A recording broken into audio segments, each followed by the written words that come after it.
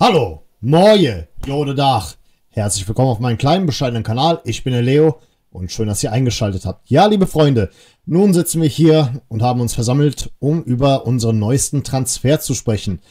Seit Tagen haben es ja die Spatzen von den Dächern gepfiffen und auch heute Morgen wurde er ja auch schon zum Medizincheck erwartet. Die Medien haben dann auch schon direkt berichtet, dass er da ist. Und nun ja, Marius Bülter, herzlich willkommen in Köln. Ja, ich muss ja sagen, es ist jetzt nicht gerade so, dass ich mich besonders viel mit diesem Spieler über die letzten Jahre beschäftigt habe. Auch jetzt so kurz vor dem Transfer, ihr kennt mich ja, ich spekuliere da erstmal nicht, ich warte erstmal ab, ist der Transfer durch oder nicht? Und nun ja, jetzt ist er durch und da werden wir ein paar Worte darüber verlieren, ein bisschen darüber sprechen. Ja, Marius Bülter, den habe ich noch so ein bisschen in Erinnerung als Spieler von Schalke 04.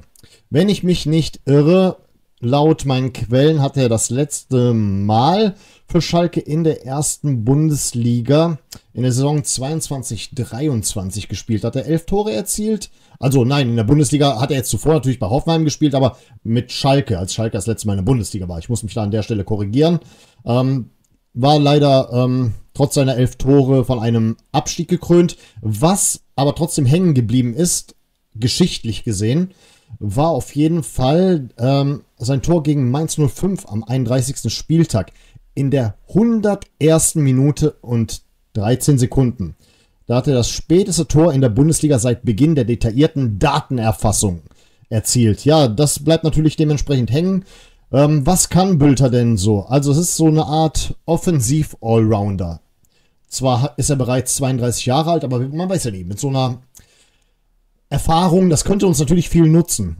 Primär ist er als Linksaußen geführt, hängende Spitze kann er auch und generell Mittelstürmer.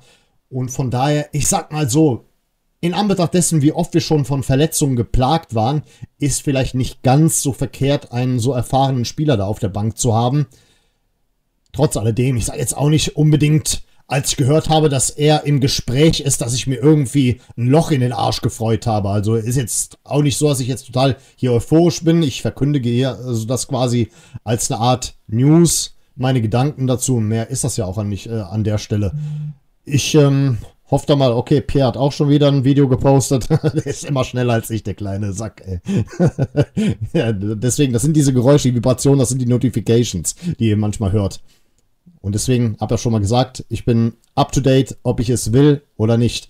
Kwasniok hat sich vor seiner Verpflichtung noch einmal kurz dazu geäußert. Er sagt dazu, Marius ist erst 5 Jahre Erstligaprofi. Für den ist es etwas Besonderes, für den FC vor 50.000 Menschen spielen zu dürfen. Er hat eine körperliche Präsenz und Tiefgang, kann kann vorne alle Positionen spielen. Man kann ihn sogar als Schienenspieler hinstellen, ohne dass das der Plan ist. Okay. Er kann in die Halbräume gehen, kann aus einer breiten Position spielen, ob rechts, ob links, auf der 9.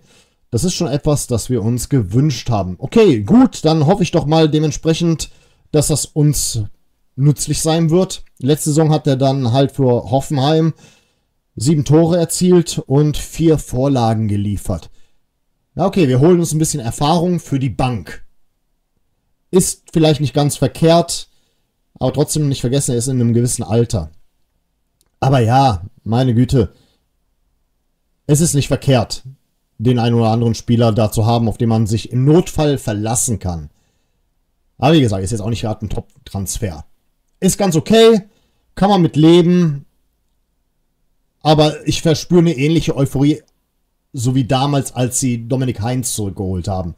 Allerdings, wir dürfen nicht vergessen, war letzte Saison einer unserer besten Spieler. Das heißt, das könnte eventuell noch eine Überraschung sein, wie gut er sich hier machen könnte. Wir werden jedenfalls am Samstag ihn mit der Nummer 30 begrüßen dürfen bei unserer Saisoneröffnung. Und ja, an der Stelle, ich werde auch da sein, einige meiner YouTube-Freunde ebenso. Falls nicht kurzfristig absagen, aber ich bin auf jeden Fall da. Deswegen, falls ihr mich seht, tut euch keinen Zwang an, sprecht mich ruhig an, wenn ihr ein paar Worte wechseln wollt. Ich bin da auf jeden Fall zugänglich. Aber natürlich bin ich da primär dort, um ein bisschen entspannt in die Saison zu starten, ein bisschen so den FC zu feiern. Ist ja kein Spiel oder sowas dort angesagt, wie damals unter Christian Keller, unseren Sparfuchs. Ich muss es nochmal erwähnen, das war ja wirklich eine beschissene Saisoneröffnung damals, so ein paar Stündchen Saisoneröffnung, da musste sie schnell ins Stadion hetzen, weil sie dann natürlich direkt daran das Freundschaftsspiel gegen Nantes geknüpft haben, weil man nicht das separat machen wollte, ne, wegen der Kohle. Jetzt sind wir natürlich gesünder aufgestellt, das sieht man auch anhand der ganzen Transfers. Und ja, gucken wir mal, ob es das jetzt schon war, weil eigentlich in der Abwehr musste auch noch was kommen. Ist zwar ganz okay, sich was für die Offensive zu holen, aber nun ja, da muss noch ein bisschen was kommen, damit wir uns alle ein bisschen sicherer sind. Aber halten wir fest, ich habe ein besseres Gefühl als die letzten 2 Saisons zuvor. Ja, mehr habe ich auch dazu nicht zu sagen. Das war's dann schon an der Stelle. Wir sehen uns eventuell bei der Saisoneröffnung und ansonsten zum nächsten Video.